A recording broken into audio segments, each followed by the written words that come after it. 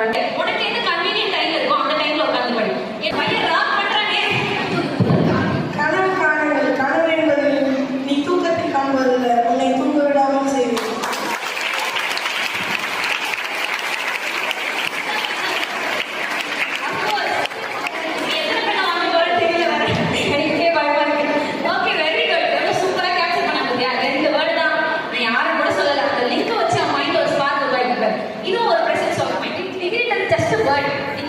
என்னைக்குமே கூட வராது. அதுல நீ கத்துக்கிட்ட ஸ்கில்ன்றது தான் கண்டிப்பா உங்க கூட வரும். Okay, play with that. Okay, உங்க டைம் டேபிள் போட்டு உங்ககிட்ட சப்மிட் பண்ணணும். கண்டிப்பா சப்மிட் பண்றீங்க. என்னப்பா பண்ணிட்டீங்களா? ஓகே, எல்லாம் நல்ல பிள்ளைங்களா இருக்கீங்களே. சரி, ஓகே.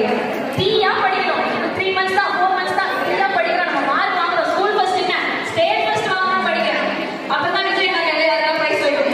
யார் வேணும்? Love and respect your parents. We are so busy growing up, we often forget they are also growing old.